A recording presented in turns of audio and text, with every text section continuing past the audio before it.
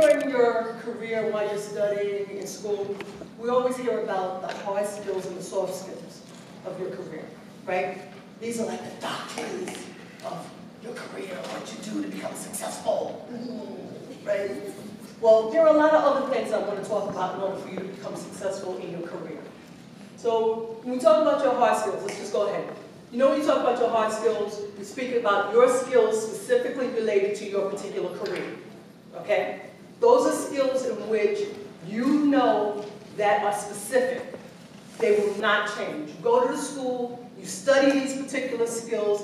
These are something that the boards will put down as being the jobs that are needed, the skills that are needed in order to obtain your job. These are the ones that are outlined, and they post these up. You have to have these particular skills for that job. Correct? Right. We all know that. You cannot fight them. You have to have these skills. Now, soft skills are usually a little bit more subjective, and they can go based upon each employer. So these are more what we call the more personality-oriented skills. They're the right brain part. They're more of the emotional-centered skills. You understand? So on some jobs, they want you to be more team player. The other jobs, they may want you to say, well, we want you to be more of the initiator on the job. So you have to really do a little bit of research on your job in regards to a particular job to figure out what the employer at that place really is looking for. Now, we know that. We got that straight, correct? All right. So now I said, fine, we have all of that. But there are other skills that I want you to think about, or other attributes I want you to think about when it comes to making your career successful, okay? So now, in this TED Talk, we're going to explore, outside of those hard and soft skills, some of the things that can impact your business. Regardless if we're talking about profit, non-profit, not-for-profit, social service, education. These are all things I really want you to think about. Successful people are multifaceted and resourceful, correct? All right, we all know you have to be resourceful to be successful. And for me, I thought about that, and I was like, I was always taught, and raise your hand if it's true, I was always taught, you keep your personal and your business life separate, correct? On your job, don't bring your personal life and your business life together, never. Maybe at your job you was allowed to have one little picture of your loved ones, one tiny little picture. But depending upon where you work, because I was a mental health therapist, you didn't even put a picture up of your loved ones on. Because God forbid if your crazy client, excuse me, your client with a mental illness, happened to see that person, they were stalked. It happened to me 2.5 years, I was stalked, okay? So you didn't even do that.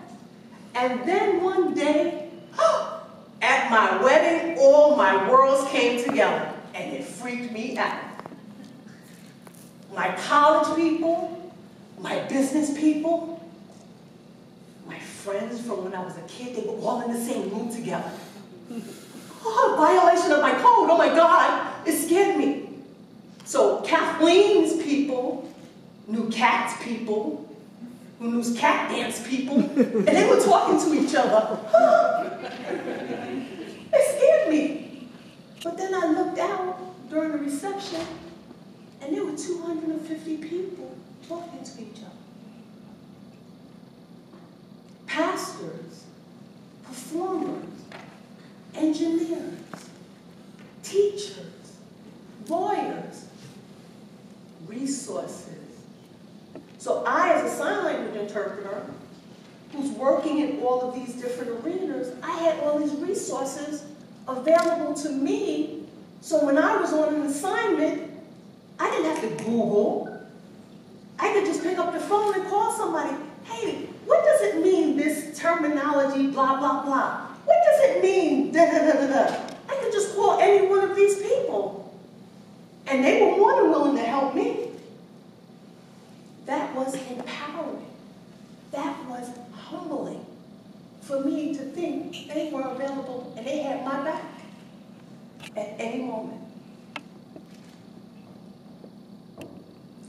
Always leave people believing that their attendance and involvement is important and valued and respected. Who feels that way? When you go to a meeting, you want to feel as though you have something to say. Now, you have the introverts and the extroverts, right? Guess which one I'm in. No, it depends, right? Because you can flip-flop, because sometimes you have that one person at the meeting who always has something to say. Doesn't necessarily mean that it's important, but they always have something to say. They always want to be noticed. So what I'm saying is that if you're running the meeting, sometimes the quiet person has the most to say. Make sure that you identify that quiet person. Go around the table. And when you're at a business meeting and you're presenting something, identify to the boss, you know, I have an idea, and it was Jim who said it. Doesn't that feel good when somebody recognizes that you are saying something that they said and give them credit for it? That's important. Because a lot of times the boss will take credit and in the back of your head go, wait a minute, I'm the one that gave them that idea. Because one thing I found as a director was that when I gave credit to my subordinates, my staff, it made them work harder. Because see, one thing I always did, I always hired people who knew more than me. Because when you hire people who know more than you and you give them their accolades, they work harder, and what winds up happening? It makes me look better. And what I used to do every year, twice a year, the holiday season, and at the end of the year, I would go into my pocket and take them out to lunch to say thank you. And then I write them off on my taxes later on. Hey, I am a businesswoman, okay. But you always recognize their skills. You always say thank you. Now, as a sign language interpreter, I always have to look at my audience and figure out what language level that they're on. So, I always tell people, avoid jargon. People like to use that big terminology. And the sign language is going, bah, bah, bah, da, da, da, da, da, da. That doesn't mean that you know what you're talking about. That just means that you went to college or you went to a technical program. But if you can take what you're doing and explain it in 5 different levels, it means a lot. Okay? Michael Jackson, I had the opportunity to work with him. And if you saw that video clip, that movie, This Is It, he was like that. He would be working, he would be singing, he would look over at the dancers, he would look at the singers, but he would always say, don't do that. My audience knows the music. Do it how the audience knows it. When you went to a Michael Jackson concert, didn't it feel like he was singing to you? So when I'm saying, when you're sitting and you're working with a customer, you're working with a client, you're working with a student, you're working with anyone, I'm here right now. I'm looking at you. I want you to know I prepared this presentation for you.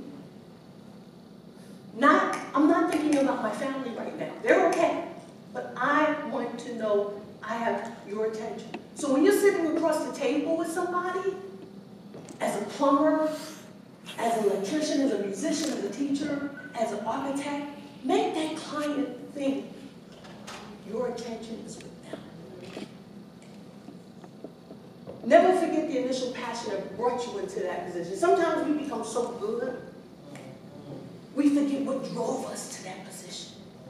There was one doctor, he was my doctor, matter of fact, he had his license in America and in Italy, 35 years. But every year, July and August, he never took patients because he went back to medical school and sat with medical students. First year medical students and cut cadavers. And I'm like, Dr. Maganini, why are you doing it? You have your license in New York, in America, and in Italy. He said, because I never want to forget the basics. I never want to become so arrogant that I forget what made me become a doctor. What made me connect with human beings? Why do I want to do this?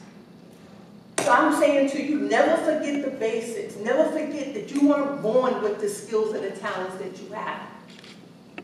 Always remain humble at all times, because as quickly as you receive the talent, you know how it takes a while to build a building? Well, one blow, boom, and it's gone.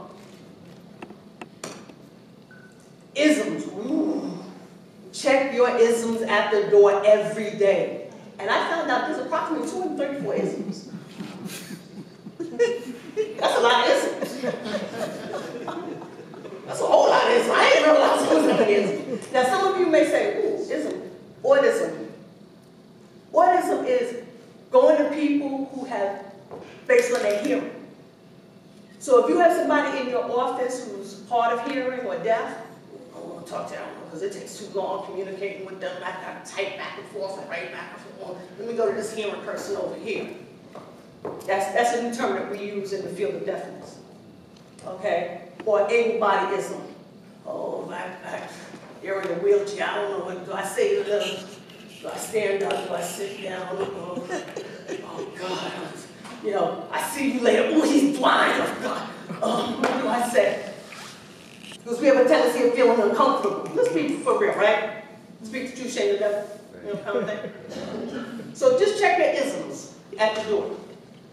Okay? That's my book. All I'm asking you is that when you're mentoring the next generation, success is not financial. Because when you die, you don't take that money with you. They always say the most important day is not your birthday. It's not the day you die. That little dash right there. You want to leave a legacy. You want to make sure that when people stand up to speak about all the things you did you pay homage to the people in your field and say thank you, taught me so much? Will your clients, will your patients, will your students, will all the people say, wow, they gave me a lot business-wise, but it wasn't about the almighty dollar. I learned so much from that person. He came to plumbing, but now I learned something. I was able to do it. This little girl here, my daughter, she's dressed up as Dr. Natalie Mullenwalker. He has a little ID in Natalie's picture with it. So success is not financial. It's all that other stuff inside.